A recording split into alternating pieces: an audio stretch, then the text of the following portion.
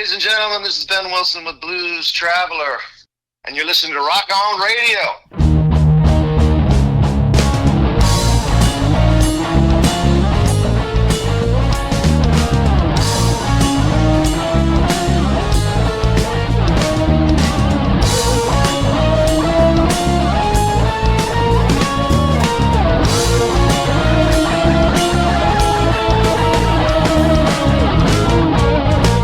Yay!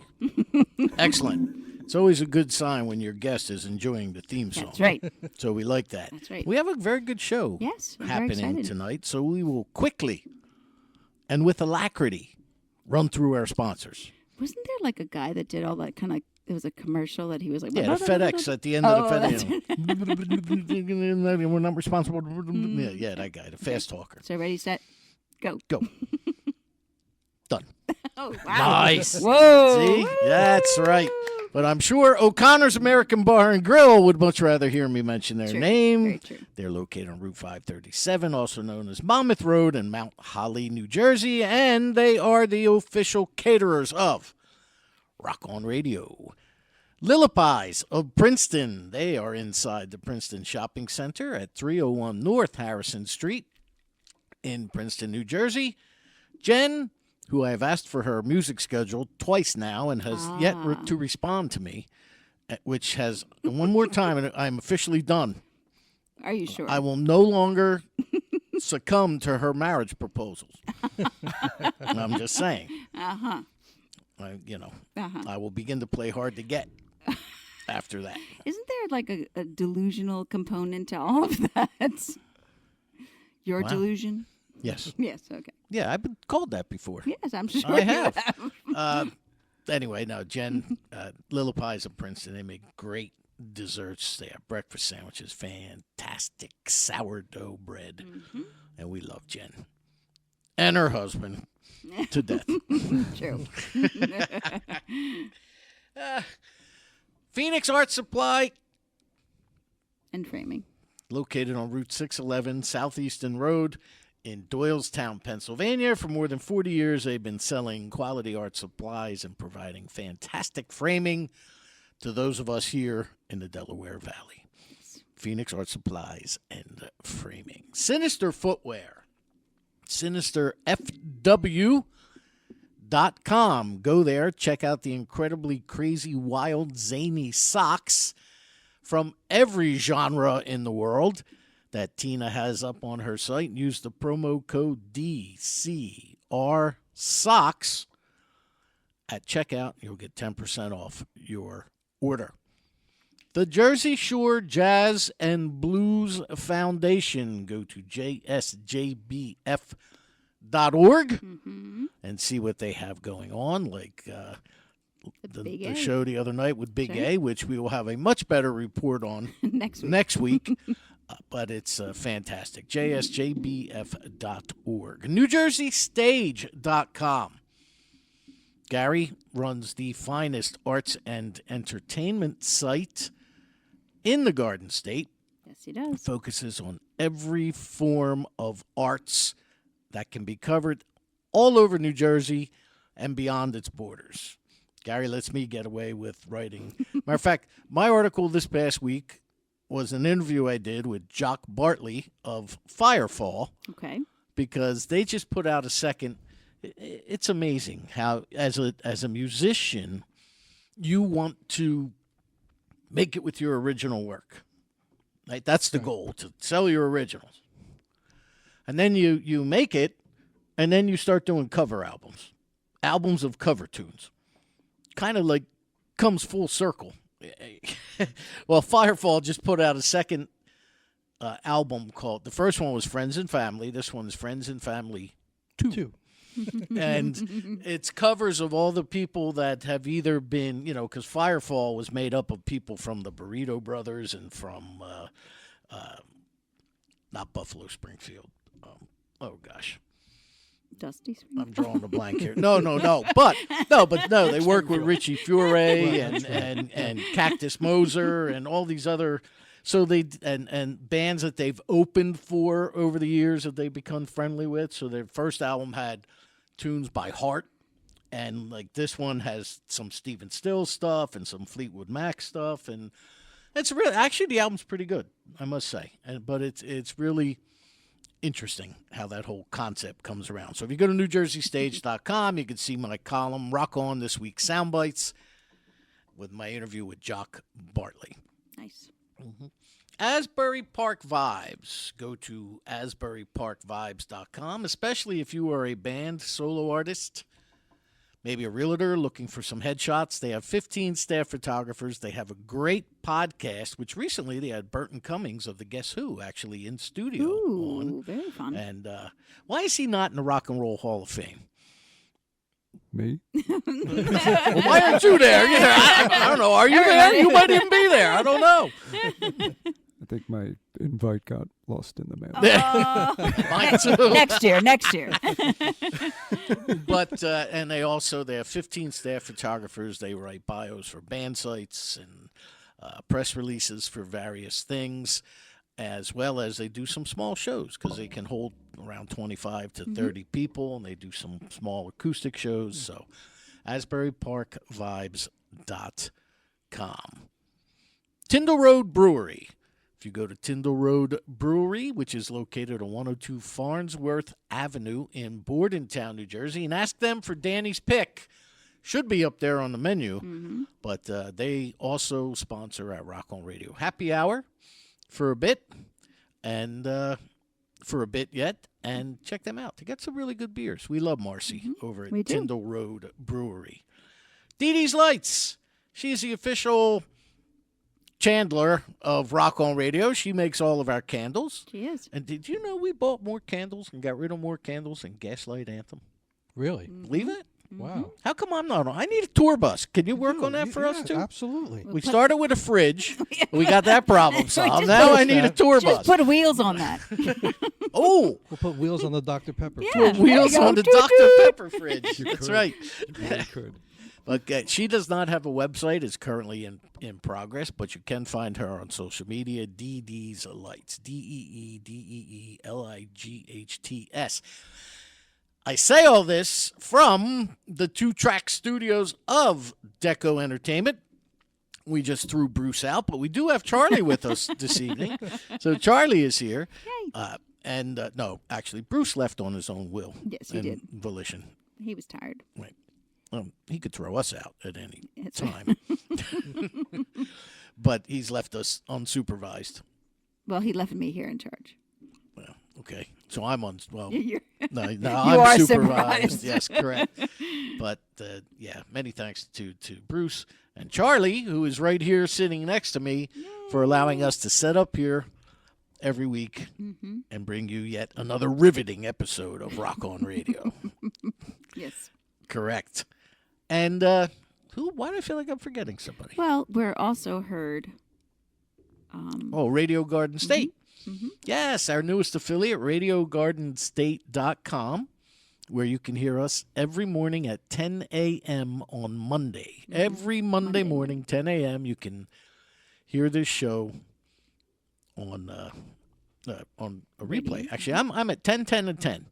10 o'clock on Mondays with a replay of Rock On Radio. 10 o'clock on Wednesdays with the Rock On Radio Indie Hour, and then Fridays at 10 a.m. with Danny Coleman's Got the Blues. So that's a lot of fun. That is. And that's it, right? Yeah. Hey, I remembered all those. And how can they find us, Claire? Go to DCROR.com, which is a short link for Danny Coleman's RockOnRadio.com. That's right. Facebook.com/Danny Coleman's Rock On Radio 2. That would be the number 2. Instagram at Rock On Radio, all one word, all capital letters. Correct. So now we have a very cool show Yes, this we do. evening. I'm very proud of you. You did that in under 10 minutes. Yeah. Look at you. Hey, well, you didn't harass me at any point throughout them. I tried really hard not to. See? There was a few times that I was like, I bit my tongue. Correct. Yep. Well, we have a lot to get to tonight. do. We have Charlie here, and from Deco Entertainment. Hello, Charlie. Hey, Danny, Claire, good to see the two It's of good you. to see you, It's man. been a while. You've You're been the- off on tour I around the know. world, and Yeah, I've done some stuff. We've just been so busy here. It's hard to come down to say hi to you guys. I know. Yeah. But, Glad you're here. But it's good. It's good. Everything's good. Everything's good. You should have sent Robin as a special envoy. I or should have. something. Yeah. Usually she comes with me, but we've been so busy. It's hot too. She's It's home been hot.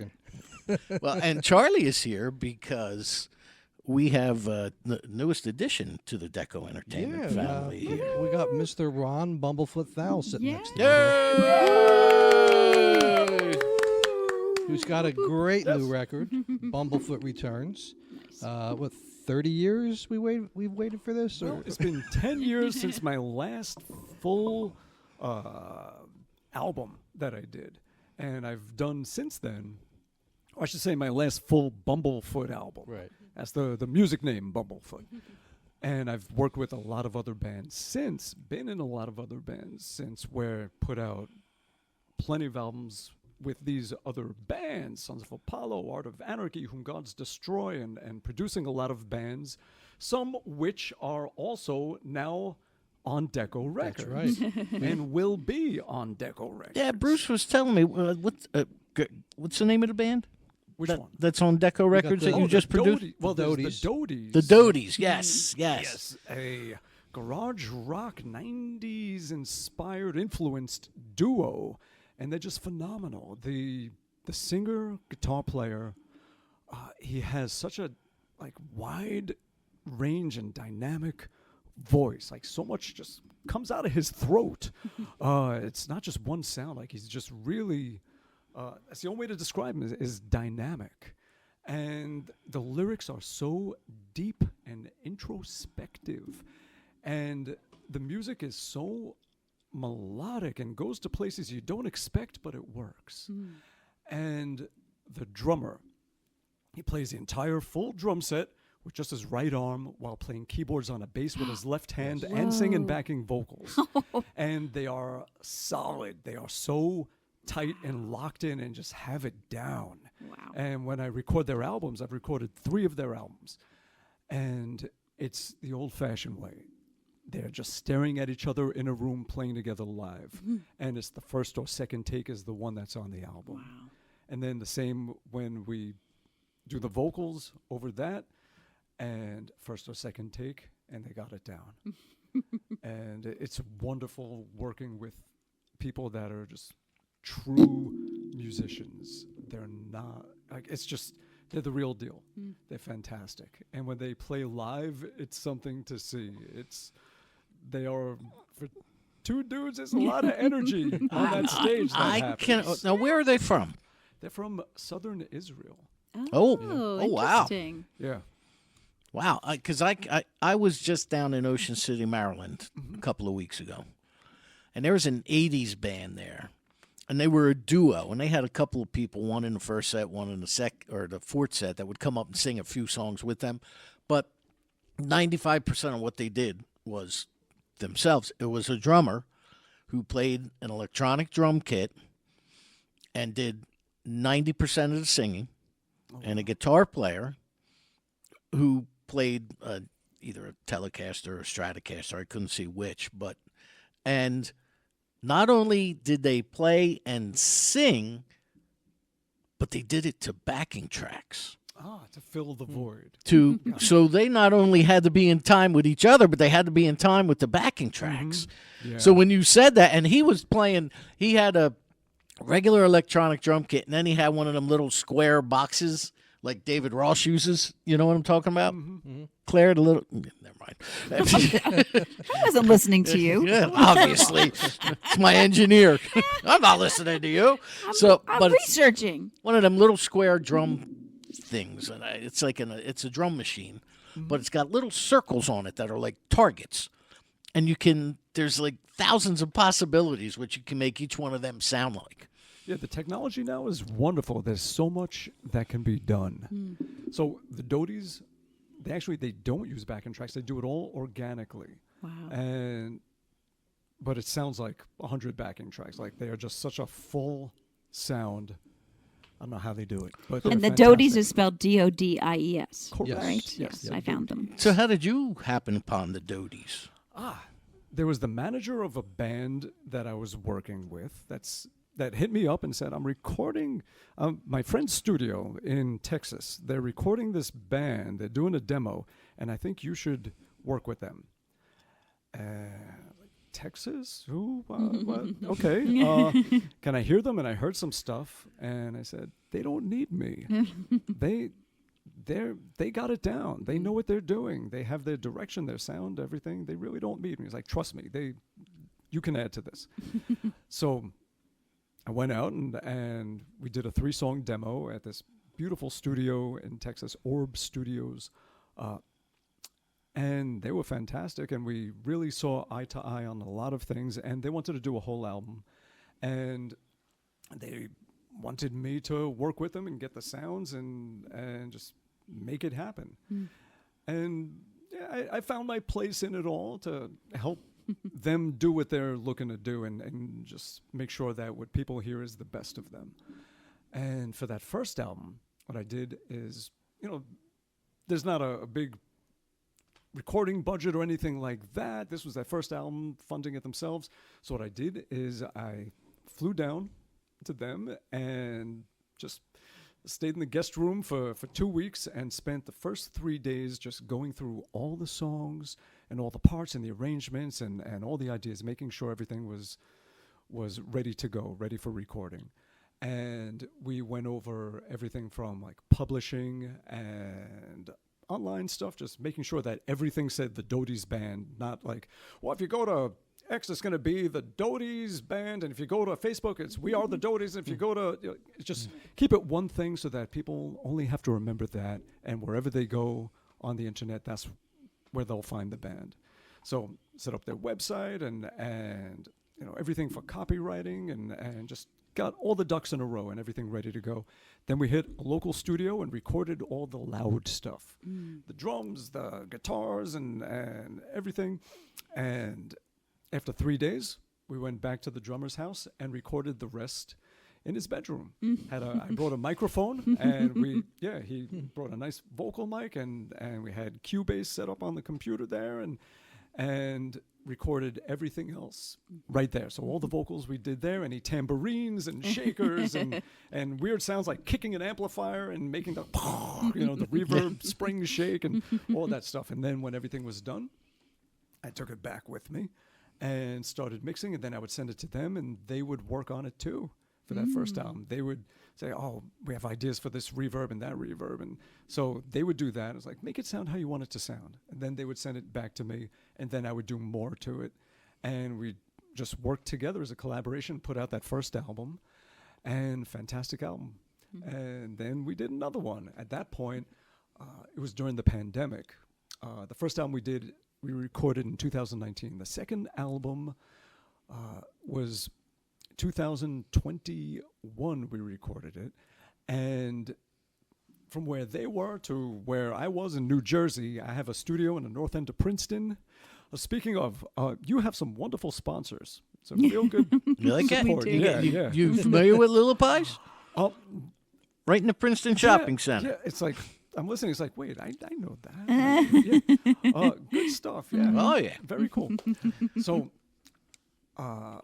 didn't know how travel was going to be, if people were going to be allowed to travel. They were going to record at my studio in Jersey, but I have this great friend, Owen, that has a studio in the north part of Ireland, like right on the shore there.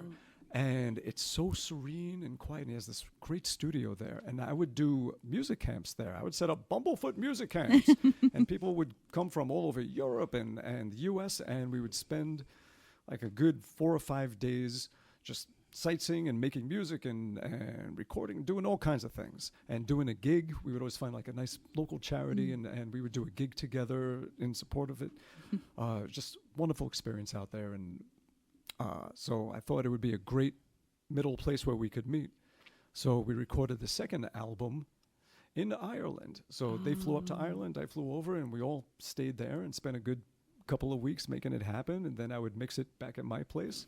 And we did the same in 2023 for this third album, Dreamism, on Deco Records. Yay! Yes.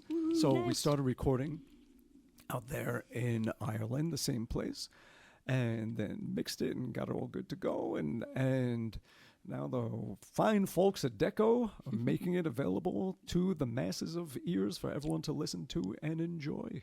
Nice. Yeah. Yay. So that's my favorite thing more than being on stage and doing it myself. At this point in life, after decades of doing all of that, I get more joy and feel like I serve more purpose to humanity by helping other people get on the field. And I just love seeing it happen. Bands like the Doties, there's another band, Shavrock, from Baltimore. They're going to put out their first album, and it's got to be on Deco. There's no one else I would love to see that album with. Really good sounding stuff. And yeah, and I want to just keep this family happening. I'm going to keep making music. I'm going to keep finding great bands, and I'm going to help them make great albums. Oh, one of the things that when people ask me about Deco Entertainment is I always sing Bruce and Charlie's praises, and the first thing I say is they're musicians. They're musicians who want to help musicians, so the business model is much more friendly and different than what you may find elsewhere. So, I'm not embarrassed to say that, Charlie. No, but You know what I mean? And we try, and that's why working with Ron has been great because he's got that same mindset, and we're all just trying to help, musicians get their music heard, and obviously he's a tremendous talent, and the production and the bands that he's got are great. So we kind of formed our little, partnership here going forward, where he'll produce acts and we'll put them out. So anyone listening, hit up me or hit up Ron, and we'll see what we can do to help you out. But it's been great, and you're right. We're trying to build a community here where artists can work together, older artists, younger artists, different kinds of artists, all different genres. We spoke to a wonderful Indian artist that Ron turned us on to that I think will be putting that record out, which is pretty mind-blowing who he's got on that record. It's pretty insane, but more in the jazz kind of field. So we're open to anything that makes sense. And you're right. I think we do something different, and it's kind of like, it's not the old business model. I mean, we'll try anything if it makes sense, and if it helps somebody, and as we've grown over the past couple of years, we've gone from, sort of that traditional, setup to just finding different ways so we can continue without going bankrupt in this business and still help artists. And everyone's like really, really on board with it, and a lot of great local artists too. Thanks to you guys, folks that come through here on the radio show, we try to help out when we can, and we speak with, and a lot of them have worked out great. And and there's another one I was just talking with her today, and I think it'll be something similar like we're doing with Ron. I mean, she's got a kind of stable of artists that she works with in the studio, and it's like, strength in numbers. Let's all pull together and try to, save this business. Community is coming through here. Let's see. You got Sandy Hall. You had Sandy was great. Southpaw, Andy Bernstein. That's just Poppick. James Poppick. Yeah, a lot of great artists. And like I said, we're here to help and help them get their music out, and work with them. As a team. And to advise them, especially what not to do, right? And where not to waste your money, Exactly. Because the business is just different. Which, like Steve Shive was very worried about that. Yes, and I talked to Steve today. Yeah, I did. Yeah. And we're happy to help folks like that, and help them, realistically, like, what is your goal? What are you trying to get out of this? Right. If you're trying to be a rock star or the next pop star, we're not your place to go. I mean, that's not what we're about. But we can definitely try to help you and point you in the right direction. And in 2025, like how do you measure success in this business anymore? I mean, like what? It's like the days of gold and platinum records are gone, or like it's streams. So hard, If you right? can enjoy You need like 20 million streams now or something. Yeah. How do you measure success? The longer you live, the more that answer changes. At this point, I would have to say, if you love what you do, then you're successful. They're successful. Right. Because there's so many people out there that, they might be selling more, but they hate life. And you only get one. Don't waste it. Yeah, True. be happy. Find a middle ground. Find a way to do what you love in some way that isn't going to make you hate it. Don't be a slave to it. Don't feel. I could go on and on about this, but I think success is when you're happy doing what you do and you're making other people happy. And it doesn't even, of course, you gauge success by, I sold 1 million albums or I sold 1 album. But you never know what that one person that hears that song. Yes, that's true. Yeah. And if you could move someone or change someone's life for that matter. Yeah. Which I'm sure you've been out on the road a lot, Ron. I'm sure there's fans and stuff that come up to you and they've got that story where it's, you somehow, you like massively affected their life. Sometimes saved their life, or it's what got them through divorce, death, prison. Anything you can imagine, Kids going through hard times. Yeah. And the music says, what they don't have the words for and lets them know that someone understands and putting it in a way that you can just feel music. There's a lot of that. And also you find, like I've always been teaching. I was an adjunct professor at SUNY Purchase College. I do tons of teaching. It's my favorite thing is just do rock and roll fantasy camps and working with School of Rock and things like that. You make a difference in the world one person at a time. It doesn't have to be 1 million people, one at a time. Very and true. let that spread. And being musicians like Will Turpin, right, bass player for Collective Soul, said to me one time, he said, Danny, he says, I don't necessarily look at us as musicians at this point in our career. I look at us as time travelers. He said, because we have the ability through our songs to take people back in time, to place them where they were when they heard one of our songs, what they were doing. Were they with a boyfriend, a girlfriend? Was it their first kiss? Did they get fired from a job? He just went, or did they get a new job? He went on and on and on. And it's true. The ability of musicians is I don't think is often appreciated. If you think about music itself, music has never, at least in my case, it has never lied to me. It has never cheated on me. It has never let me down. It has never been disrespectful to me. It has driven me nuts at times, but it has always been an outlet. I would come home from school in high school. If I had a headache, I'd put on side 1 of Physical Graffiti, and I'd put my headphones on. And by the time I got to In My Time of Dying, my headache was gone. And if I was sad, maybe it was something else. If I was upset, maybe it was something else. I would fall asleep to music. Oh, yeah, 100%. So there's a lot of things like people just go over and they flip a switch on the radio or whatever, or click in on their computer, whatever they're listening to it on these days. And I think they take for granted the effort that people put in to bring that to them, and how it affects certain people, certain ways. Oh, yeah. Yeah, it stays with you a long time, and it's definitely it's a lifesaver, and I think I can speak for a lot of younger kids or older adults like us now. When you're younger and you've got problems, it's an outlet. Whether you wind up becoming a musician because of it or just an avid listener or a fan, it helps you get through those times. Right. And I think all of us are musicians are a little messed up in the head or whatever. And Well, it's been medicine for us, and we has. share the medicine. yeah, exactly. Correct. And what got us through as kids, we try to give back, to the younger generation, so they've got something to listen to.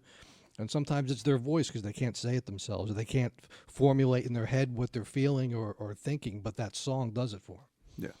Well, and Ron, you're here because you have a new album on Deco Entertainment called Returns. Returns.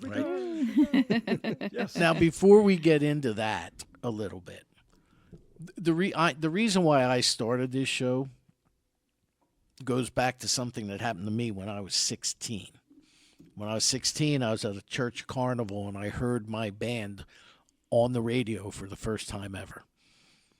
I had gone, either Tom Moraldo by any chance? No, He's been out in Vegas for about 20 years, but he used to have a recording studio in Mercerville. He was the only 24-track home studio, I think, at the time in the state. What was the name of that studio? oh God, what the heck was the name of Tommy's? Because I'm thinking of Something. all the places. There was Tracks East. There was...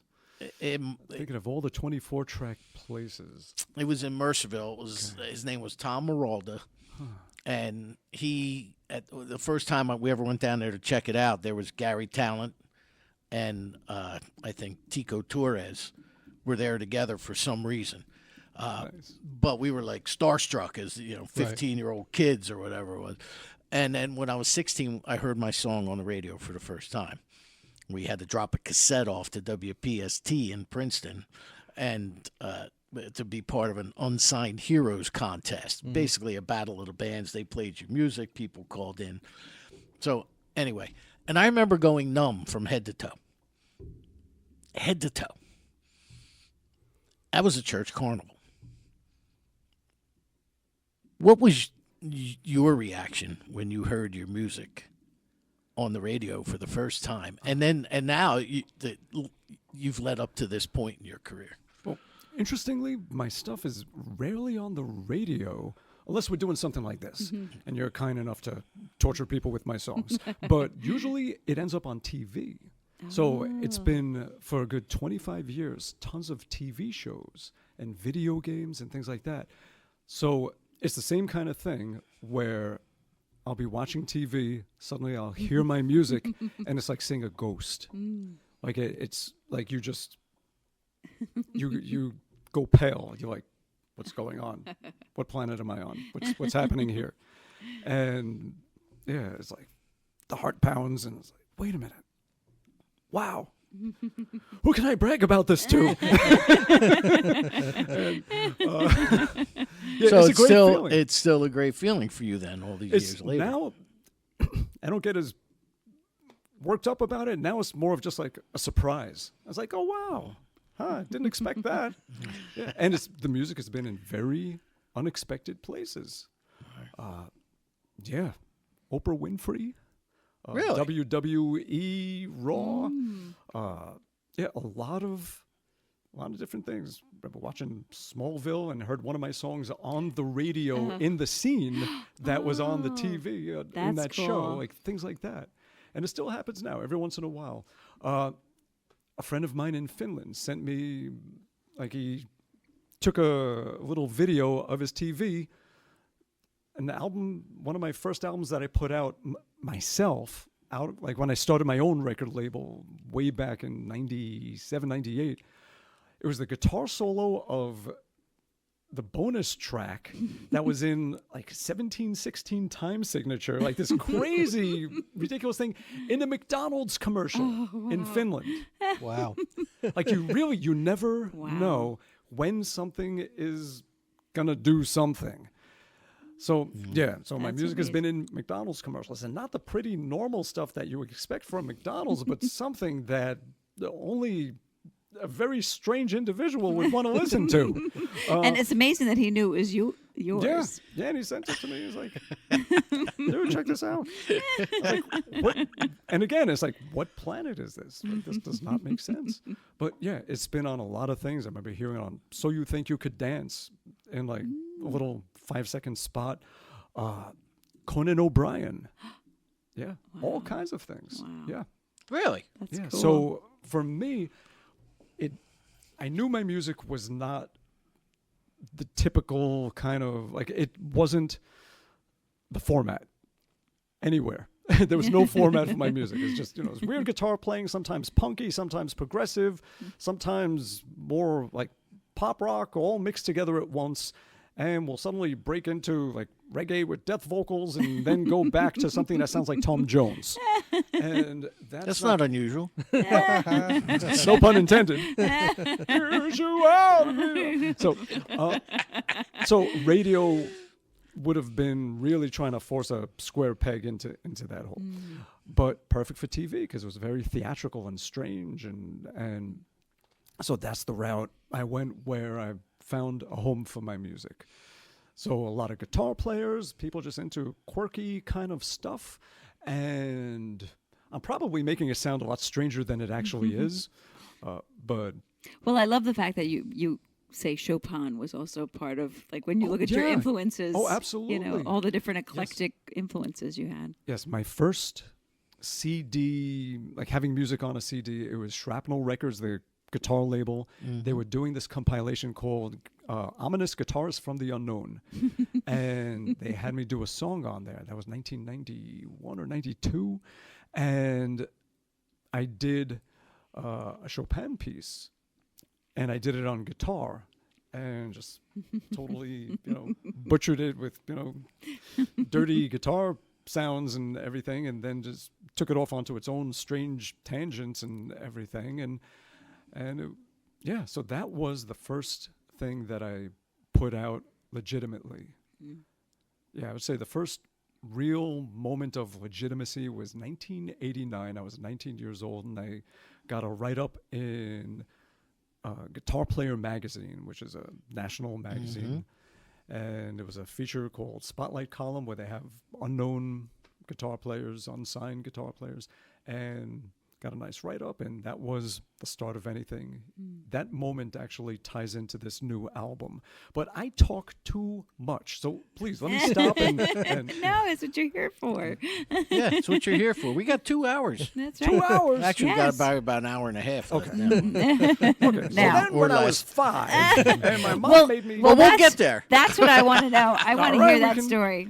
I want to hear how I'm astounded at how young you were when you started to explore music. I was an old soul. Yeah. That's really, really cool. I was a strange 5-year-old kid. At least that's what my mom told me. She said I was reading at 2 years old, and she had this like magnet board that had magnetic letters, and to communicate, like before I could even speak, I would like write things with it. Wow. And yeah, I was a weird kid. So I was just a brainy, nerdy, reclusive, introverted, extremely shy kid. So what do? You get on stage. So yeah, and so I just loved learning. It's like my stomach was my brain, or maybe the other way around. And I just couldn't get enough. I wanted to learn about everything. And I remember my favorite book when I was like 5 years old. It was Fabulous Facts About the 50 States. And I learned all the history of the U.S., and I had this other one about all the planets, and just learning everything about all the planets. And Did we have like Tell Me Why? Did you have those Tell Me Why books? Those were big when we were kids. oh, Tell Me Why. It was I don't think I did. that was like, you would have loved it. I would have, Yeah, yes, it was yes. just one I had a those lot of things. Dr. Seuss, but I was just this like addict for knowledge as a kid, and it just never stopped. Like I would do weird things, like we had the encyclopedias, and I read through every one and took notes and I So cute. yeah, I read and wrote a 200-page summary on like pretty much the history, starting with the Australopithecus and finishing with the first space shuttle going off. And it sounds kind of Rain Man, like as I say it now, but I wasn't. But it formed you. But yeah, and I just loved learning. So You're a savant. the idiot part. Yeah. I got stupider and stupider with age. That's for sure. Like I got like I was a smart kid There's a lot of room in there. Are you saying you're the Benjamin Button of? of intelligence. Yes, Education. yes, absolutely, undoubtedly. So, yes, I was 5 years old. We moved from Brooklyn to Staten Island, and this block that we moved on to, there were all these kids my age, and they all had older siblings that were buying albums all the time, and parents had albums. And anytime I would just knock on a door, want to play? And you just open the door and you just hang out for hours until, it was the 70s. Yeah. It doesn't matter what you did as long as you're home for dinner. Yeah. Yeah. Exactly. And we would just hang out and just play with our toy trucks and pick up an album. It's like, what's this one? Elton John. What's this one? Paul McCartney solo album. What's this one? And I picked one up that had these 4 painted faces on them. And it had just come out, and it was called Kiss Alive. And put it on and heard the crowd cheering and everything, and the energy. Because back then you used your imagination for a lot more. You filled in the blanks. So when you're listening to an album, you're not just listening. You're visualizing everything. You're experiencing it so much. And we would just stare at the speakers like we're watching TV and just listening to the music and seeing the music too, just feeling the music, tasting it, everything. And I heard that Kiss Alive album, and I just knew at 5 years old, that's what I want to do. Whatever this feeling is that this is causing in me, I want to keep feeling that, and I want to make other people feel that. I want this to be my world. And I didn't know how, but I knew I had to start, and I just started researching, what does a band do? How do they do it? Okay, you write songs, you record them, you play concerts, you make merch. And by 6 years old, I was writing songs. I was playing guitar. I wanted to play drums, but my brother, he wanted to be the drummer. He was 2.5 years older, and he was definitely more coordinated. And he became the drummer, and he's a great drummer. And to this day, I am a terrible drummer, so that was a good choice. So then I wanted to be a bassist because Gene Simmons, the ooh-yeah, and the wings and the fire and the blood and everything. And yes, so I wanted to do that, and that wasn't going to work out either. There were no kid-sized basses. The way like you could go to a music store and get a ukulele-sized guitar for a child, and that's fine. But they didn't have basses like that. And I wanted to start taking lessons and learning. So we went to a music store and said, I want to play bass. So they lied and said, in order to play bass, they didn't want to lose a sale now. You have to learn on an acoustic guitar for 2 years, and then you could graduate up to bass, just so they could get 2 years of lessons out of me. So I got tricked into becoming a guitar player. But honestly, I didn't care what I played. It wasn't about that. It was about being part of a team that collectively made a song happen. And I was really into the Beatles and Kiss. They were my favorites. But of course, everything was phenomenal in the 70s.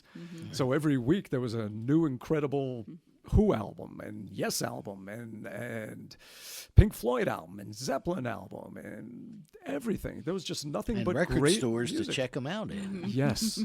So music was such a big part of our lives, and only the best of the best, like bands were nurtured and helped to reach greatness. They weren't kicked to the curb if their first album wasn't huge. Right. I mean, there would never be a Fleetwood Mac or a Pink Floyd today because they don't have that support. Or actually today they might, because now you can hear a lot more music than you could back then. They were the gatekeepers.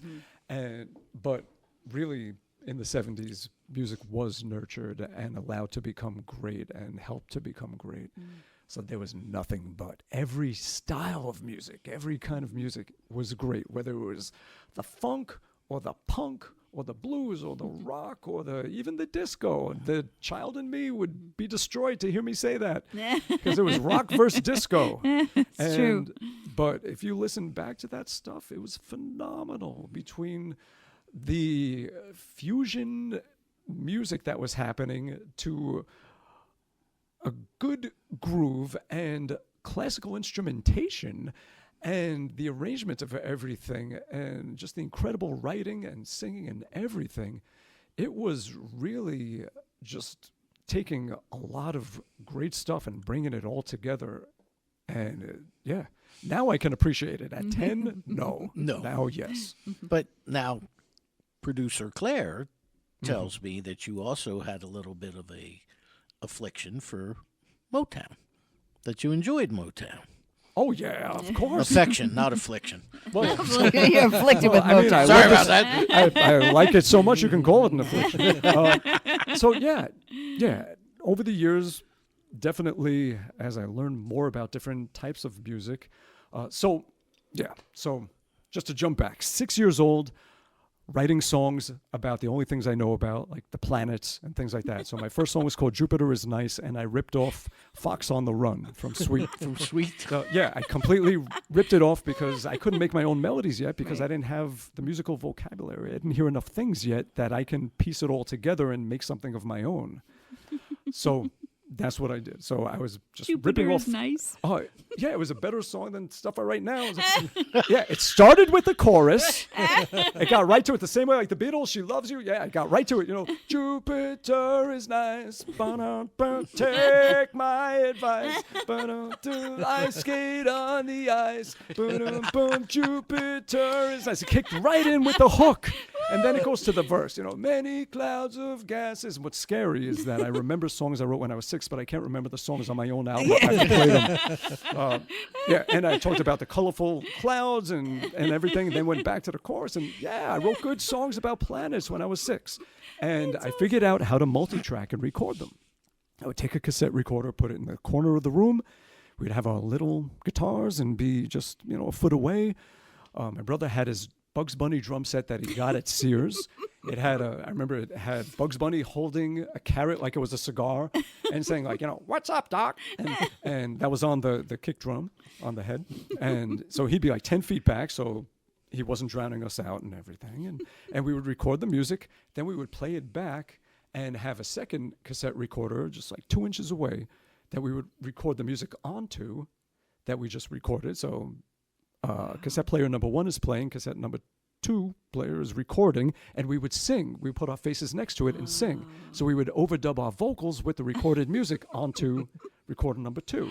And then to make copies of the demos for our neighbors and friends at school, we would just then cassette recorder number 1, we would hit record, playback cassette recorder number 2 that we just recorded the music with the vocals on, and we'll just sit around just going shh, shh, shh.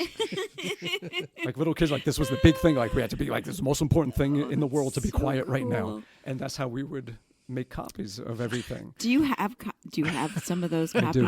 Oh, that's I so still have, amazing. yeah. That is brilliant. At that age, I never would have thought to do. I had trouble trying to get the cassettes to go down when I wanted to steal something off the radio without the DJ talking. They would talk right up to the vocal start. It was so frustrating. Correct. Yeah. Like you hear the first, when we're all making our Yep. tapes of our mixtapes of Mm-hmm. whatever. You got the radio, you got your finger just waiting on the pause button, and you hear the first 2 seconds, like, that's the song you wanted. Like, yes, yes.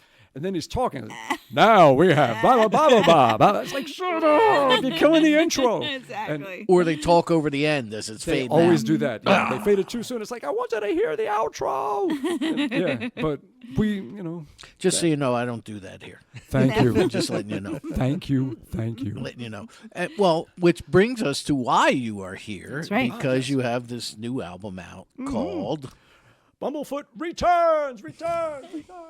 Sunday, Sunday, Sunday. Sunday, Sunday. Nice. Yes. So, yeah. So go ahead. Tell us about it right away. I'm just going to sit here. I love guests like you. Yes. Really? I make it easy for you. You make Yeah. it easy for me. But I feel like I don't shut up. And I'm No, just, that's I'd love to hear it. Okay, You have good and- stories. All right. So, so I went from, I'll give you the long story. Went from making these cassette recordings and playing concerts in the backyard. And I'll tell you about the concerts in the backyard. On show day, I would get little solo cups, little bathroom paper cups, and I would get pieces of paper and I would cut up little cups of confetti. And I'd make like 10 of them. And we would put on a show. And then when it's the last song, I'd pass out the cups of confetti to throw in the air, like everything. So And so cool. we were Let's doing, put on a show. yeah, doing everything that a band does that we saw our heroes doing. And we just never stopped, never gave up, just improved everything and just found new ways to do what we wanted to do. So eventually it went from the cassette recorder, we get a mixing board, and then we built a drum wall for separation so that we could have the isolation room for the drums, and eventually got a reel-to-reel and 8-track, and then just kept on going and going and going, got better and better and better. And one important thing is whatever I learned, I taught. Someone taught it to me, so you got to pay it forward and you got to teach it to other people. Well, that's the best way to learn too. Yeah.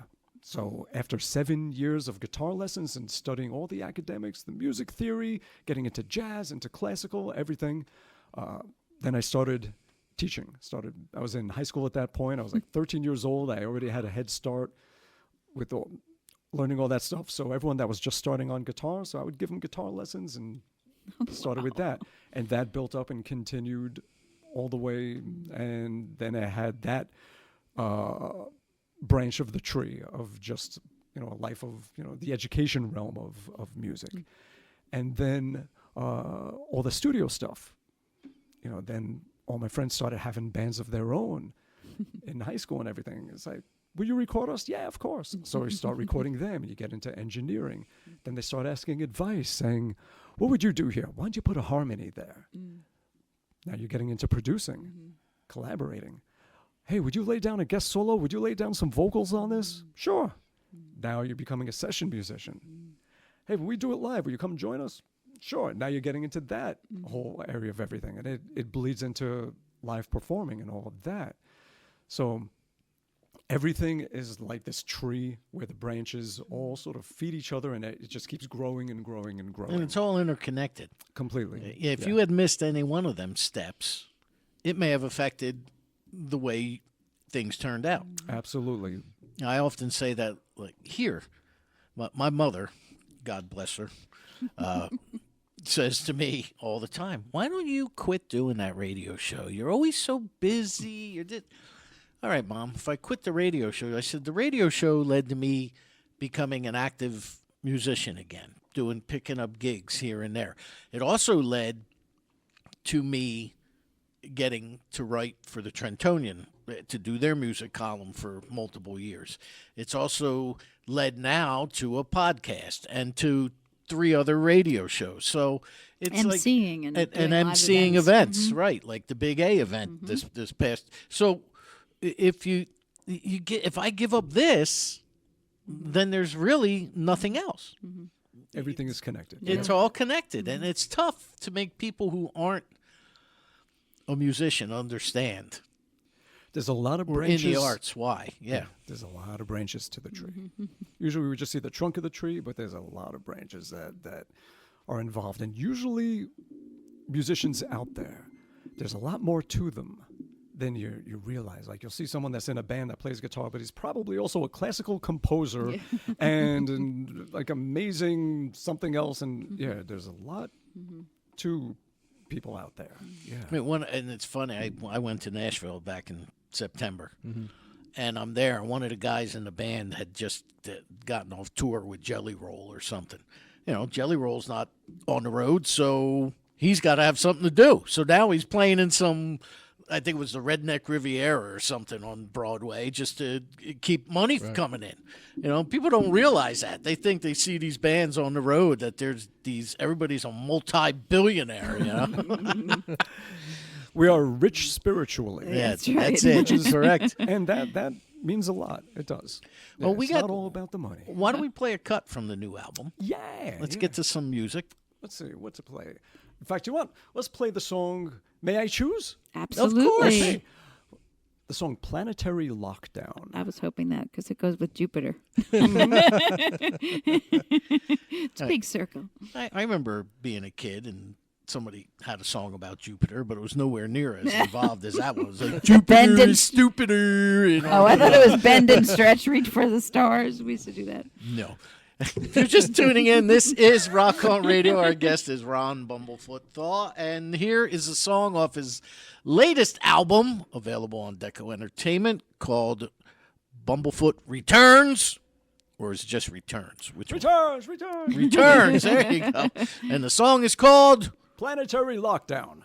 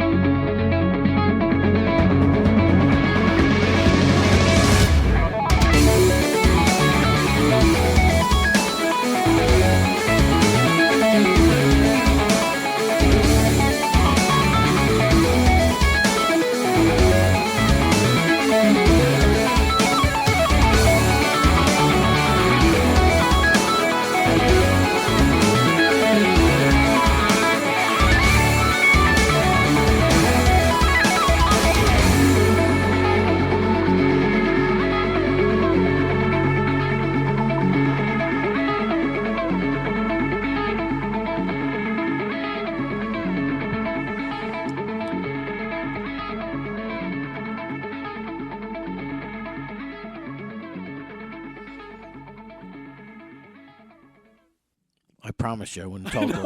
I was waiting. I was waiting. I was like, Producer was giving me the finger, but I was, I saw it at the end, so you were Ron Bumblefoot Thal with off the album Return, and that was. Planetary Lockdown. And while that was going out over the air, we were talking. This album is all instrumental, right? It is. I wrote all the words on it. And I excellent. Very poetic, very poetic. And I asked you the question: was that something you've always wanted to do, or was it just time to? And you told me something very interesting. Yes. Well, my very first album that I put out was instrumental, but it was not by choice. So here's how that went down. So Shrapnel Records, they're an entirely instrumental guitar oriented label. And they were going to make a subsidiary that included vocal music, bands, vocals. And so I signed, and after I signed, the head of the label said, "All right, cool. But can you just do an instrumental album just to start off?" It's like it was not what I signed, and I wanted to get out of the deal, and he was like, "No." I was like, "All right, I guess I have to do an instrumental album." So. The fine print said you had to do 6 instrumental albums. But just one at least. So one a week. Oh god. So yeah. So my very first album, I already had it all planned out in my head. I was like, all right, it's gonna be called The Adventures of Bumblefoot, and it's gonna be this half bee, half foot, like comic book looking superhero thing, and all this apocalyptic destruction drawn on the bottom, and I'm gonna make a song. And now here's the thing: the name Bumblefoot is an animal disease, ulcerative pododermatitis. And my wife is a veterinarian, and when I was helping her study, I came across this ailment, and I got inspired and wrote a song called Bumblefoot. And so that was going to be the sort of the launching point for that first album. So I had the song Bumblefoot, that was going to be an instrumental song, and The Adventures of Bumblefoot, and I named every song after a different strange animal disease. Yeah, strawberry foot rot, fistulous scratch withers, fever. Forever. Actually, I had to leave that one. That was already done, so I had to leave that. Darn, Ted Nugent. Yeah, Ted. And yeah, just Q fever, limberneck, just like all kinds of strange Ringworms. I should have. Yeah. Actually, I should have named every song on this album after. And just Write a word, get a third. Ringworm. Would you like a cash or check? So I did that album, and that came out in 1995. And then I did the next album, which was a vocal album. And then after that, I was finished with the deal, and I started my own record label just to put out my own music. And I got distributors all around the world and did everything, and just.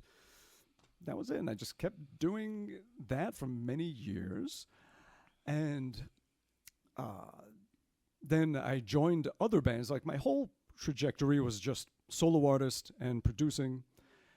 And I would put out Bumblefoot albums. That was like the band name, Bumblefoot. And it became like a nickname because I was singing and writing and playing lead and doing everything. Like all the... Yeah. So... Well, it's developed into your brand. It pretty much, now. yeah. So, But one of the things I was going to say to you, well, actually, before I go there, let's get websites, social media. How can people, other than Deco Entertainment, how can they find this album? Bumblefoot.com. So you could find out all things. If you go onto social media, anything Bumblefoot. Bumble as in the bee and foot as in the foot. Bumblefoot. So if you're on X, Facebook, Instagram, what else is there out there? YouTube, threads.net. TikTok. I am on TikTok. I'm way too old for that thing. Yeah. It's confusing. But I still, I Right, Charlie? I post on there too because you want everyone to know what you're doing. It's all about awareness, just letting people know what's happening. So that one, someone took Bumblefoot. So that one is Bumblefoot Official. But everything else is Bumblefoot. Bumblefoot. And so, yeah. I remember when I was a kid from Rudolph, Bumbles bounce. Yes. That was the original Bumblefoot. Correct. There you go. See, that's what I thought all these years, that it had some sort of connection to that. Did you? Oh, interesting. Yeah, I don't know why. To the They Rankin Bass. kind of look like him now. Well, The white hair, the beard, and the You got teeth. yeah. He had teeth only temporarily.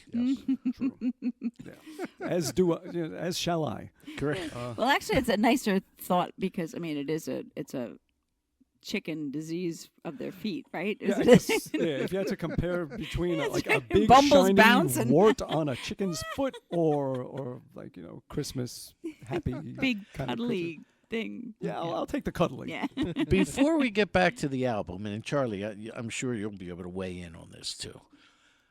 One of the several years back, Claire and I had Fulvio Cesare on the show when he was putting together the Jersey Sound movie. Nice. Were you at that premiere I last didn't year? go to the premiere, but I was in the thing. I know we saw you. That's why I'm bringing that up, because we Yes. saw you Fulvio's great. in the Yeah. movie. Fulvio and Randy, Yeah. that project for me started out fantastic, and then unfortunately, Randy. Well, we got him early on. They had just interviewed you Yes, when they came on our show. They had it was early in the process, and you were one of the first people they had interviewed. Yeah. and it's when we went to the premiere. Now, Randy and Fulvio kind of went their separate ways with the thing, unfortunately. But when we went to the premiere of that, the premise was there. Is there a quote-unquote Jersey Sound? Right. Now, to me, the Jersey Sound was always like the Springsteen, the River song, with that the B3 and the high-end organ and the kind of crunchy guitar. The stuff you would hear down the shore, to me, was the Jersey Sound. But which always baffled me, because in the film they kind of forgot about the entire southern half of the state. Everything was from like Hunterdon County up and over. And I remember seeing your footage in there. Well, when they came to you and asked you to interview you, so what are your thoughts, given your music, on what the Jersey Sound is, and you too, Charlie? Well, Jersey, for those that don't know Jersey, is incredibly diverse. Like, first, just take it, 120 miles of beaches, and you have forests, and you have industry, and there's so many different things. It's not all like the same place. You go, you drive for a half hour, and it could get pretty different. The music in Jersey is very diverse as well. You have Dillinger Escape Plan and Thank You Scientist, and then you have Bon Jovi and Skid Row, and then you have, of course, the whole Asbury scene, and that it's most known for because Springsteen and Southside. yeah. Oh yeah.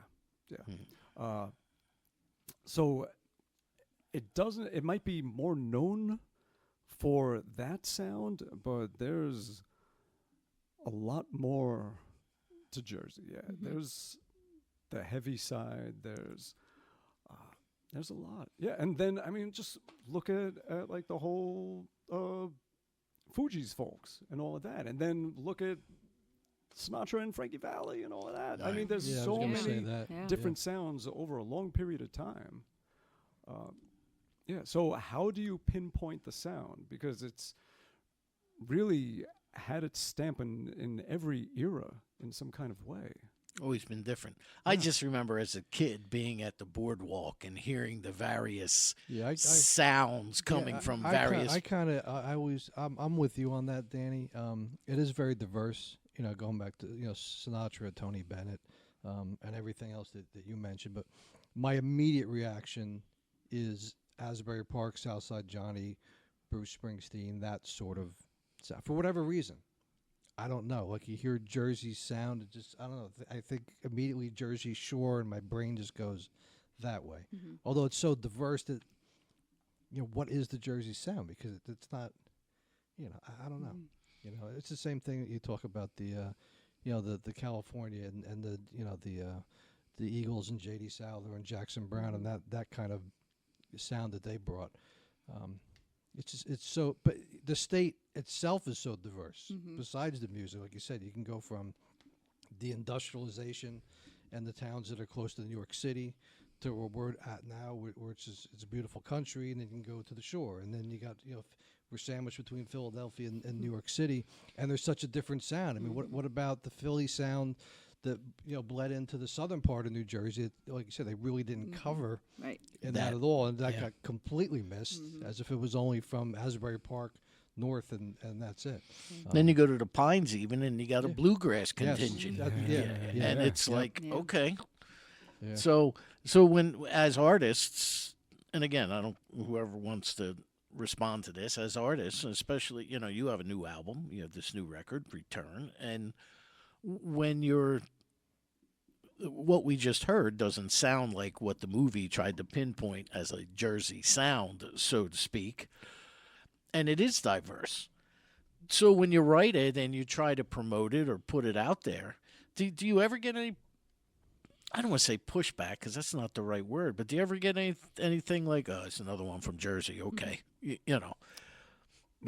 No? No, I don't think so. Well, that's good. No, Yeah, it's a good thing. Because, sometimes you get stereotyped, or there's people think it's, oh, that's from Jersey. Like, our reputation across the country. Yeah, You're from Jersey. You must be. A lot of that stuff has gone away over the years. Think so? Yeah.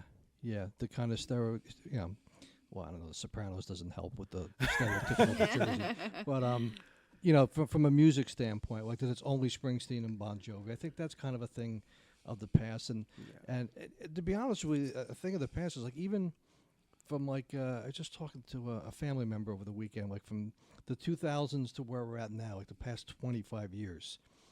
I'm not even really sure if it has an identity, music-wise or fashion-wise. And we were talking like the 20s, the 40s, the 50s, the 60s, the 70s, the 80s, the 90s. Like you can think of what people were wearing, you can think of that type of music. Then you kind of get here, and it's like, I don't know.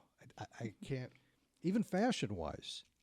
Like, what is the fashion and the music of the 2000s? Like, how do you dress like the 2010s? Yeah, it's just I know. weird, It's laughable. It's Well, like anything goes now, though. It's like you can go. Well, I have that's four what I mean. It's like, daughters. I think all those kind of everything is boundaries are acceptable. gone. It's just like everything just thrown in. Yeah. Where it's like you think of the 70s, you know what bands There's a you're style thinking to of. it. There's You know So the it's like- style to it. The 60s, the 80s, Cacophony. could it be the internet that we're exposed to everything now? So it all.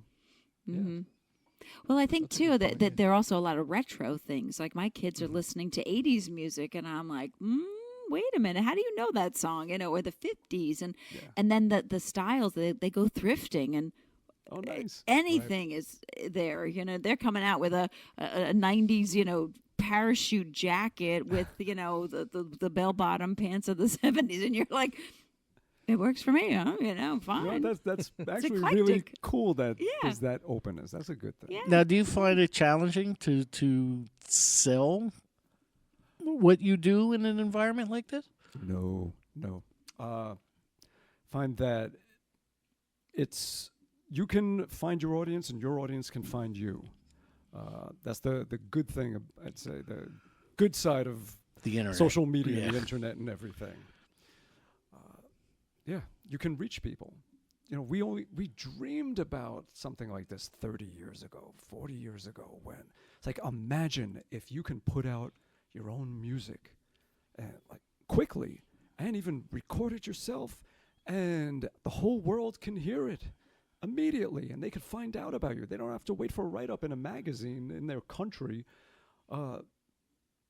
Websites. We take it for granted now, but because we've had it for long enough. But what it was like in the 80s when the only way to get discovered and to get people to know you is you have an ad in the back of the aquarium Yeah. saying send a self-addressed stamped envelope to this home address and we'll send you our cassette of our demo. Yeah, it's Yeah, that's right. I mean, tape trading was huge back Yeah. then. Yeah. yeah. Well, that's why I put out my new album on cassette. Cassette. Wow. There you go. Did you really? Did you? Just for the Okay. nostalgia, it's on That's cassette so as well. Cool. So with Deco, we have vinyl, we have CD. I CDs. still think you guys should grab cassettes. We probably should. Ah. You should. We should do another round and go with the cassette. That's kind Yeah. of cool. I love cassettes. Nice. See, Why now, not? now you got to put together. I've got so many cassettes. I- me still, too. just in Yeah. boxes Yeah. at home. Yeah, just like Now you put together the box set where it's got all three. The bundle. the, and a- bum- and a the free bumble bundle. Bumblefoot Bundle. The Bumble Bundle. That's right. Yes. Okay, so the album. All right. I was on tour with Sons of Apollo. We were touring Europe. The pandemic hit. We got 4 shows in out of 20, threw all our stuff in storage and raced home. A week later, the world was shut down. I'm locked in my studio every day, and suddenly I have all this time. So the first thing I did is that song Planetary Lockdown we just heard. It's like, I'm going to take that riff and I'm going to turn it into a song. It was easy to come up with that title and just threw it out there on Spotify and all the digital stuff. Just put it out. And then while we're all isolated, I made a video where I'm playing the main riff, and then the verse part where there was like soloing going over, I left it empty and just the backing tracks, and put out a video and said, everyone, play to this and make a video and I'll share it, and let's all just, about 500 people, all different drummers and guitar players, bass players, singers that wrote lyrics to it, horn players, flute players, keyboardists, everything, would all just play a solo in there and upload their video for everyone to see, and everyone's just checking out everyone's stuff. And it was a nice way that all like the music community, we were all staying connected, and that was nice. And at that point I was thinking, you know what, I just put out this one little instrumental song, and people are always asking, hey, would you ever do another instrumental album? It's been 25 years. This was 2020. And I was like, well, I'm thinking of all the things people said, hey, would you ever? So I had done in 2008 little EP of acoustic songs. So first thing I did, I put out another one of those. I made another EP, and then I made another one. So I did 2 EPs of that. I put out that song, and then said, you know what? I'm going to start working on another instrumental album. 25 years, that's way too long. So normally I get an idea for a melody, and then words come to me, and it turns into a singing song. And the guitar does its thing at the little, guitar solo section, and that's that. And this time I just put a big piece of tape over my mouth, and just anytime I started humming, I just put on a second piece of tape. It's like, no, guitar. And just started writing songs. I figured I had a head start already, made that Planetary Lockdown song. Let me just start writing some more. So the first thing I did when I had it in mind that I was going to make an album is I went back to 1989 when I was in that guitar magazine, that Guitar Player magazine, where it all started. And I had a riff from back then. I was 19 years old. And I remembered the riff, and I never turned it into a song. It's just been collecting dust in my brain since 1989. Things just went boom, boom, boom, boom, ba-da-dum, boom, ba-dum, ba-da-dum. So I just recorded that riff and then started building a drum beat around it and a melody over it. And that turned into the first song that I was going to make for this album. And back then, there was a guy that wrote to me. And he's like, hey, I read your write-up in this magazine. I would love to hear your demo. My name is Guthrie. I'm a guitar player from the UK. And we became pen pals, a guy named Guthrie Govan. And he's now known as one of the greatest guitar players out there. He plays with Hans Zimmer, and he's phenomenal, and he's a dear friend. So we became pen pals back then, where we would send each other cassettes and handwritten letters from the UK to Staten Island at the time, and yeah, we were pen pals. And I played on his album when he was recording his first album in 2004. It was an album called Erotic Cakes that came out in 2006. I think Wow. I think it's referencing the what do you call it? Oh my God, I'm having a brain. Simpsons. Oh. That Simpsons episode where he passes the erotic cake store. He's like, and walks in. And so, yeah. So, I played on one of his songs. So I reached out. I was like, this is a song from 1989, and it could use a guest on there that I could trade back and forth with in this middle section, just, trading solos. So I asked him, I was like, would you want to play on this song? He's like, of course, yeah. And he laid down a fantastic solo on there, and there we go. That's one down. And I just kept writing and writing, and it was just one of those things where whatever happens that day, honey, you wouldn't believe what happened at work today. And you tell the story, only it's a musical story. So it's always some random thing, and every song is a different story.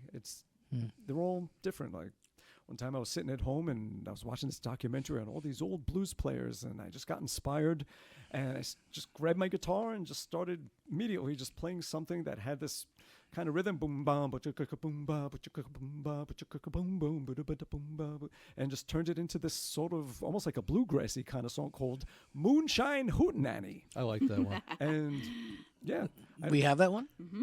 You sent we do. Yeah, we have it. it's all So set. yeah, if you want to hear it, I can shut up and we can give that a listen. We And can it's do that. all- Yeah, it's all We can on- put you on pause, Yes, please and press you the can come pause back button. and pick up right where you left off. And this song is all on fretless guitar. So it's not slide. It's I have this double neck guitar where the top neck is fretless. So Yeah, how did that become?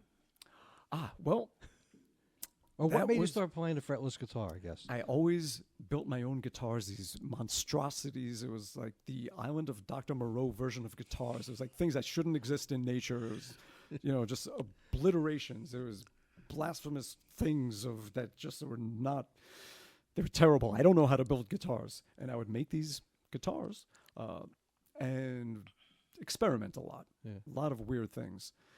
So I had my main guitar called the Swiss cheese guitar, which was an old Ibanez Roadstar that I just drilled holes in and did all kinds of things and rewired it and just turned it into this thing that looked like a chunk of cheese with holes in it, yellow cheese.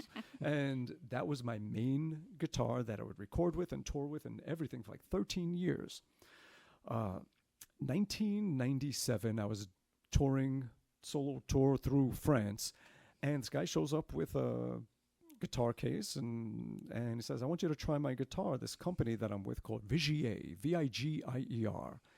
And I'm all, defiant. I'm like, oh yeah, I'll play, but I'm not looking for any, endorsements. I make my own guitars. I'm not looking for gear. He's like, just try it. I was like, I don't want anyone else's gear. I tried the thing and it played so much better than my guitar did. Yeah. Because these are people that know how to build guitars, which is a lesson to everyone out there. It's like, yes, there's a pride in doing it all yourself, but know when to delegate to people that are better than you. Be the dumbest person in the room. Be surrounded by people that are great at what they do and do it better than you. What was better about it? Was the action different? Was it lower? Was it Everything. It felt the shape of the neck on the back of your hand, the action, the intonation, the sound, just everything about it. It was a well-made guitar compared to me, who just like, oh, look good, neck, body, glue, nails, hammer, paint. Yeah, like, I'm an ape. I don't know how to build a guitar. It is alive. Put it on the rest. Yeah. Well, Abby something or other. Yes. we're now here with start Ron quoting Young Bumblefoot Frankenstein. Thal, So, who has a yes. new album called Return. returns.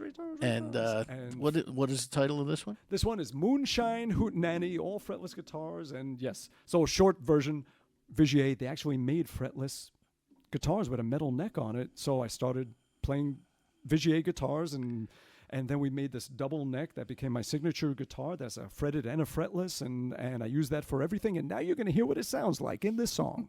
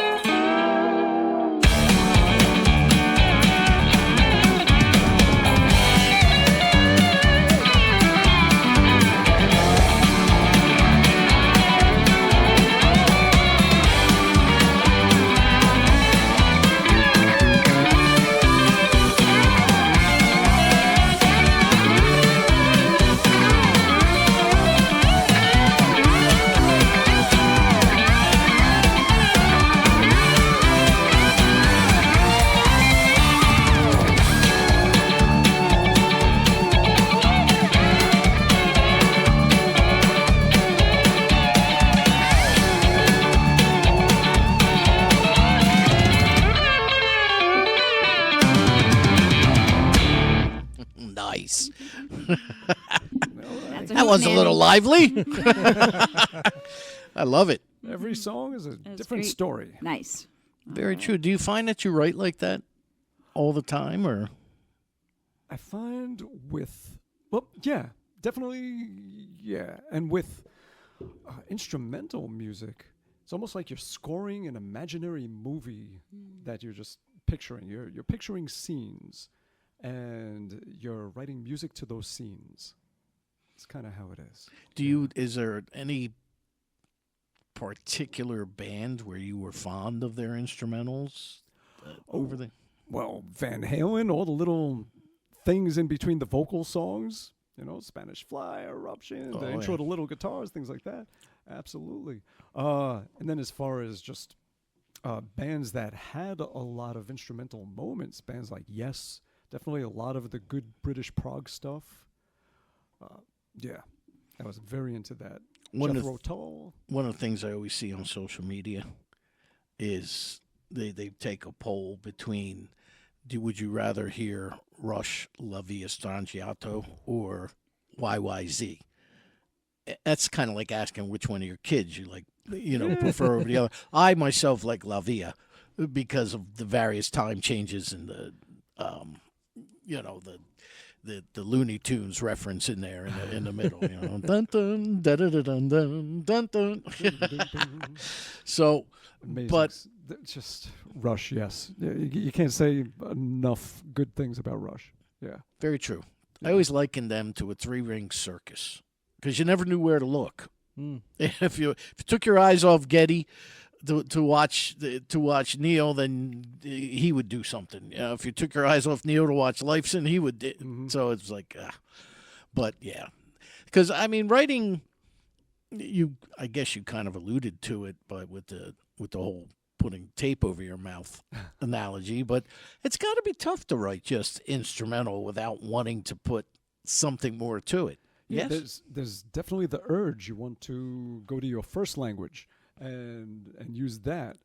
But yeah, on this album, I just let the guitar do it all. And if anything, I gave myself more space to be melodic and hopefully make some singable, hummable lines in the songs. I mean, the ones that we're playing now are a little wacky, but like, Planetary Lockdown is definitely out there. This one is more just like fun, not singable. But there's a lot of things on this album with different guests. There's the song. Well, Steve Vai is on the album. He does a guest Is solo. he? Oh, Yeah. nice. So we have one song together on there.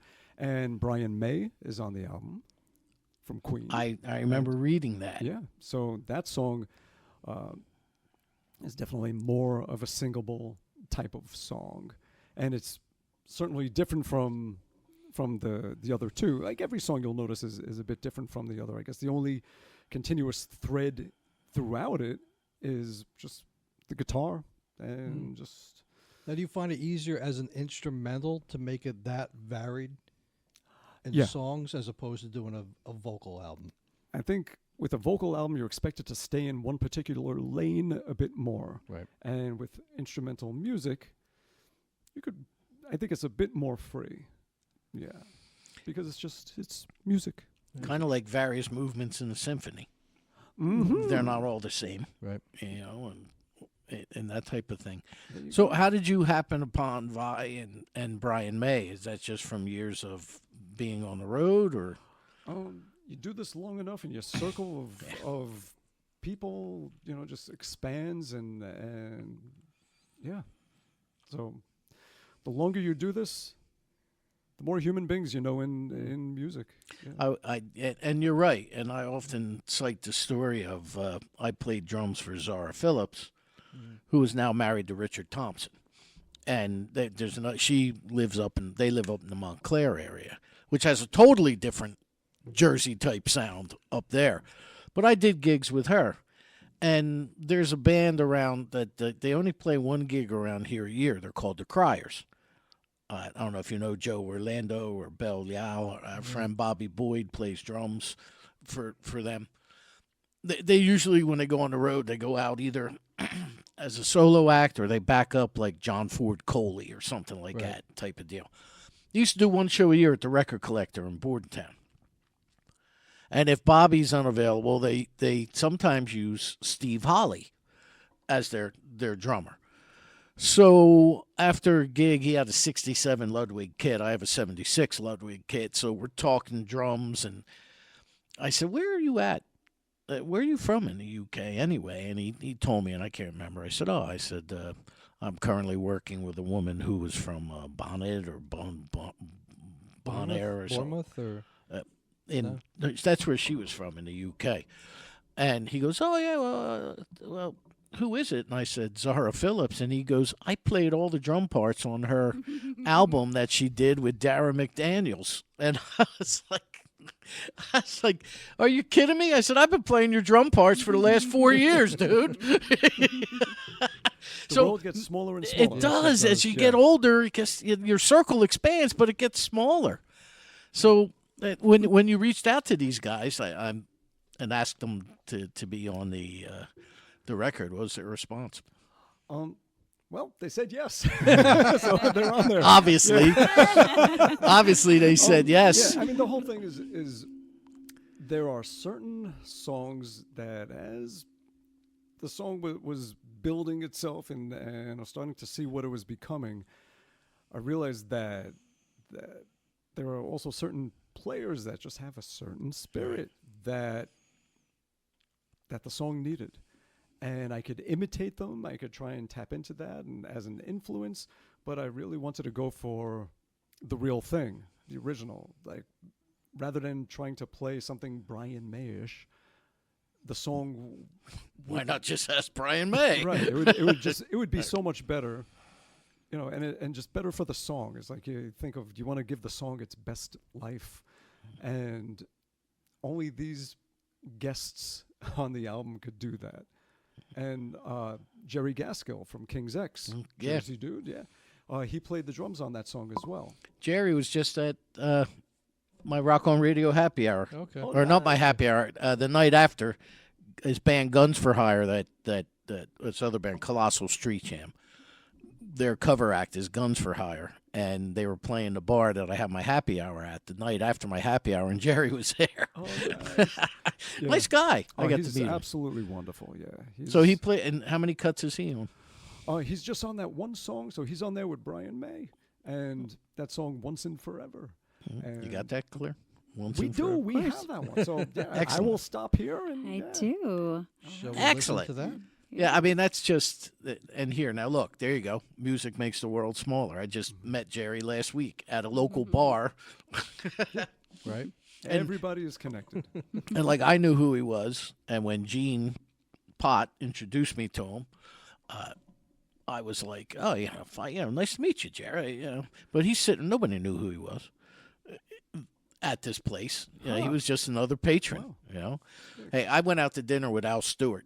You were the cat, Al Stewart? Because I did a gig with him on percussion. Wow. And we sat in a local diner. Not one person approached us. So it's like, and I'll give you my theory on that in a second. But here is Ron Bumblefoot Thal and his song called Once in Forever.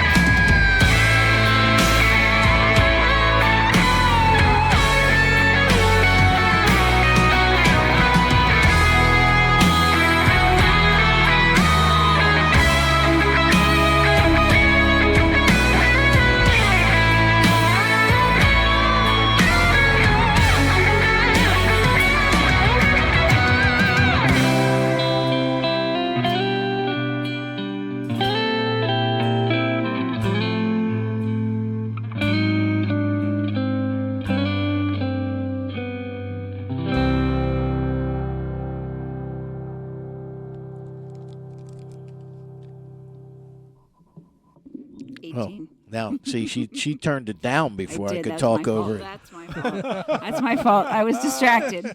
See, she didn't make any I don't usually promises. do Like that. I make promises and keep them. I'm Wait. distracted. Well, obviously, you took a shot at my hair while we were off the air. You're losing. You've lost your edge tonight. You don't even. What's that? L for loser? What Exactly. is that? That's a girl thing. Oh, Wow. That was off air though, so no, you have to explain what my hand's doing. I made a comment about my fantastic coif. Yes, and I said something about you have hair. That's correct. Comes as a shock to her. You probably well. And you got it cut Bumblefoot's too. You probably got got- like the 3 strands cut. That's right. I got them all cut. You got more hair in that little thing you got there on your beard than I got on top of my head. This is true. I keep it, like rolled up in a bun. If I take it out and Oh, cool! Kinda- Look at you. kind Nice. of Long.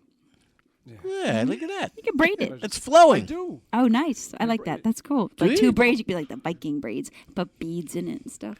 Used to do that. That's so cool. I have girls, so Now, I'm like, see, that's now you I can do all become- kinds of stuff like that. Now he could become Bumblebeard. Bumblebeard? Yes, See? yeah. You could start like an entire new Bumble design. line. Yeah. I like it. It's like a we are Bumble thinking. brand. The Bumble brand. He's going to walk it. out of here and he's going to text Charlie and Bruce Lee, don't ever ask me back there again. Oh, this is Got good. all these ideas. We're good. We got it.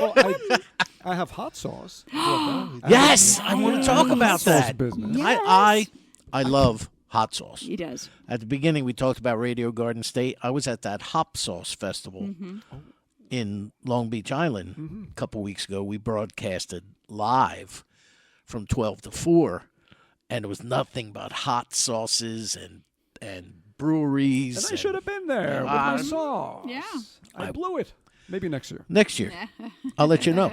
And I blew it twice because I also should have brought hot sauce for y'all. Ah, What was I thinking? I didn't bring any. You'd love it. that's okay. We love hop. Now, Tomorrow's his birthday. talk about it. oh wow. So now, not only did I not go to that, but I didn't bring you hot sauce for your birthday. I'm a terrible friend. My that's okay because apparently I'm having a birthday bash at the Seventh Son Brewery. That's right. We're throwing a birthday bash for him. Well, I was Joe asked 2 Weimer months is. ago to do a gig with somebody, and I said, she goes, "You want to do a gig with me on your birthday?" I was like, "That's not for 2 months," and she got very annoyed with me and said, "I know when your birthday is. I want to have a bash." All right. So I said, all Very right, nice. so I'll do the gig. Next thing you know, I'm getting all these messages from various musicians. Yeah, we'll be at your party. We'll be at your party. I'm not throwing a party. I got a gig. What do you... Apparently, I'm having a party. Everyone is going to party at your we're gig. having a Correct. party. Correct. So where is it? At the Seven Sons Brewing Company in Howell, New Jersey. That's right. Okay, I'm looking this up now. All right. Sons, how? What do you think, Charlie? These two are hard at work here with I this. know. this- I know. What's going on here? Things going on. That's tomorrow night, Charlie, if you're out and about. You want to... I wish I could. Right down I Route 9. actually loved. I got. Pineapple coconut hard seltzer. Ooh. Very nice. Well, Howell's not too far. No, it's not. No. It's right off of 195. It's literally Yeah, 195, Route 9, and you make a quick turn. It's on Hols's Corner Road. And you could bring your pets. You can. Really? Yeah. Whoa, it's Yeah. pet friendly, so you can bring your chicken with the Bumblefoot. Or whatever. With the disease. You can bring your diseased chicken in. I am the diseased chicken. Actually, I have to confess because I thought, always hearing, your name, Bumblefoot, and everything. And I've heard that over the years. Well, there goes old Bumblefoot or something, in like an old Gunsmoke episode or something. I always thought it was just somebody that walked either like pigeon-toed or with a limp.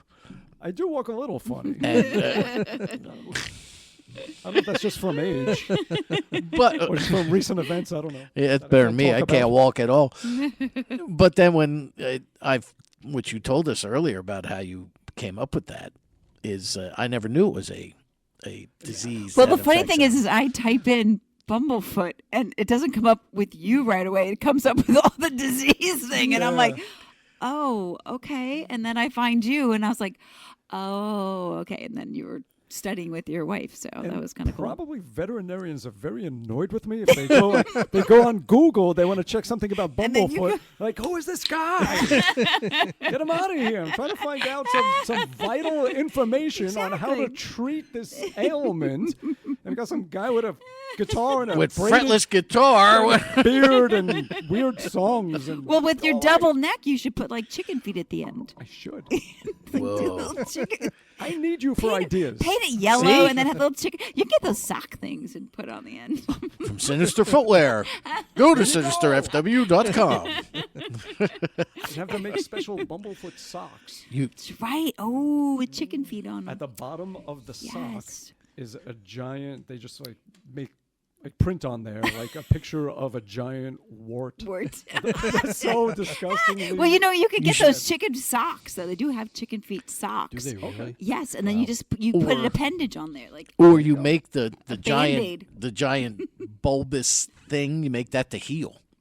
or put a big Band-Aid. Like have a fits there. picture of a Yeah. Band-Aid, so like you're covering it, so you don't have to do the yucky thing. So at what point are Claire and I taking over your marketing division? You already have. It's begun 5 minutes ago. So with the album, what are your plans for it? I mean, Deco is distributing it for you. Are you? It's not actually. Is it that kind of album you would want to tour behind, or is this just? I've been keeping away from touring just in life, just after decades of doing it and being absentee from everything. So I'm avoiding touring. I do more one-off stuff. Just playing a festival here, this, there. But I mean, if I have to get on the road and tour with a band or something, I might do it. But I'm really trying not to tour and stick to more just one-off gigs and things that involve education, teaching type things. So doing clinics and master classes and things like that. So I'm kind of avoiding touring. I do have gigs coming up. The next gig I have is in Jakarta, Indonesia, and it's going to be with Derek and Dino, my keyboardist and singer from my band Whom Gods Destroy, and with Nuno and Gary from the band Extreme, and Betancourt? yeah, Oh, no kidding. yeah, and Billy Sheehan and Eric Martin from Mr. Big. Mr. Big, And we're all yeah. doing this big stadium show out there. That's September 6th. So that's like the next real gig I have. Other little things planned, but yeah. Oh, nice. I So- saw. Was the last night? It was a G3 or G. One of the Fi- G's. Yeah, at the Count Basie in Red Bank. Ah, nice. Zach Wild, Nuno, Zach Wild, Jersey. There you go, the Jersey Sound. yeah, Zach Wild. Tony Abassi, and Ingve. Oh, wait, that was, I know what that was. And actually, Derek, the keyboardist, he was keyboards on that gig. Oh yeah. Yeah, that Oh, whole no kidding. guitar thing that they were touring around Yeah. with. Yeah. Yeah, and this was the last night of the tour. And Red Bank was the final night. And Nuno was funny because he came out and he started to play More Than Words, I get it, right? That was the name of that Extreme yeah, song yeah. on an acoustic. And he literally stopped after, like, as he starts singing the first verse, he stops, throws the guitar in the air to the tech, who was probably a good 5 feet away, and goes, not effing tonight. And he rips out his electric and just starts jamming. And I was like, wow. That's great. Excellent. So, well, that should be a fun show. Yeah, that's going to be a good one. Nice. Yeah. So, do you do anything local? I mean, The most recent thing I did was it June 5th at Dingbats in Clifton. okay. There were 4 different School of Rock schools, like the student Factions, okay, bands, yeah. and they were doing a bunch of shows together. And I came and I jammed with all the kids. We did songs together, and yeah. So I did that. Now, you alluded to that earlier, that you like doing those rock camps and dream camps, so to speak. Things that inspire the next generation of musicians, yes. Now, have you ever done Absolutely. any of the adult ones? Oh, yeah. In November, I'm going to be doing 2 weeks of them in Arizona. It's going to be with Alice Cooper and Rob Halford. yeah, I do a lot of those adult the rock and roll fantasy camps. Nice. Now, who did I talk to? What's Lynch from the Lynch Mob, bass player. George. Well, George Lynch is the guitar player, but we're talking to the bass player. Yeah, from who's it? the bass player? Right now, I'm not sure. I don't know who's Okay, no, then it was definitely George. This was a couple months ago. I did an interview, and he was saying sometimes the instructors work harder than the campers at those things. Oh yeah. It's a lot of work, a lot of prep, a lot of everything. Yeah. And he said, I like being the special advisor when I can come in the day before and say, go over this and that. I did in February in Florida. I did one, and George was one of those special guests that came in just to jam with everyone and just do the day. And yeah, I think George is great. I talked to him. This one was in somewhere out west, I think, but he said it was his first time as a counselor versus a special advisor or whatever. You put in a lot of prep. Yeah, but I love it. Absolutely love it. Oh, that's fantastic. What are your websites and everything again, Ron? Bumblefoot.com, and on Twitter, look for, what should I call it, X? I'm still Everyone stuck on still Call says it call it Twix, like the candy Twix. bar. There you I go. like you saying. Okay, so that's Bumblefoot. Facebook is Bumblefoot. Instagram is Bumblefoot. YouTube is Bumblefoot. Threads is Bumblefoot. Threads. Ooh. TikTok is Bumblefoot Official. Is and there pretty unofficial? much, I mean, if you there are unofficials. Well, you'd be surprised how many people, how many imposters there are. People that Really? pretend. Oh, yeah. And and their whole con is that they'll make you think that they're some kind of fan club or they're actually the person, and they get you to buy merch or something like that. You send them money and then they disappear. Oh, So that it's a big stinks. problem on Facebook and Instagram. People doing That's that. why they want you to have that certification or that Official, blue check yeah. on Twitter or Verified. whatever It it helps. is. Yeah. Verified. Yeah. We have time for another tune, Claire? Yeah. All right, we got time for another song. What would you like to air off of Return? Ooh, why don't we do something that's also kind of just easier on the brain? There's one that I call Griggstown Crossing. Yep. Named after the Jersey town, I was which is gonna right say, near. yeah. It's near my studio. It's a And- turkey farm is the Griggstown turkey farm. Yes. Bringing it back and to the chickens. anytime this song reminds me. So okay, let me just you derailed me. Sorry, it's a cute little town. I just know because I go get turkeys for Thanksgiving. Welcome to my Nice little world, creek. Ron. Welcome to my world. It's a very nice town. So I find that that's sort of the landmark where once I pass that, I'm on tour. Like if I'm on one side of Griggstown, I'm at my studio, I'm home, everything. And this song reminds me of just being on the tour bus, just staring out the window, just watching the roads and the trees just whip by and everything, just when you're just living on the tour bus. That's what the song reminds me of. So once I've crossed Griggstown, that's usually what life is. And so that's the name of that song, Griggstown Crossing.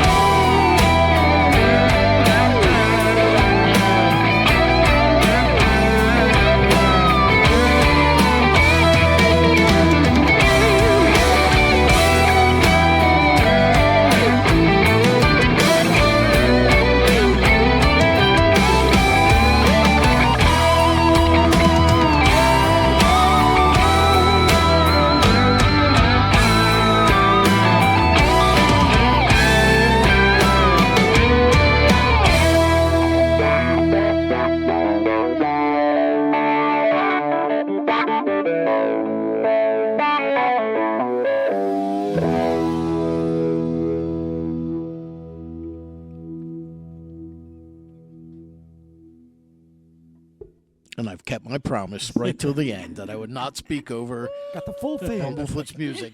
Full fade. Who's on the album, by the way? I mean, who'd you use besides yourself as on the?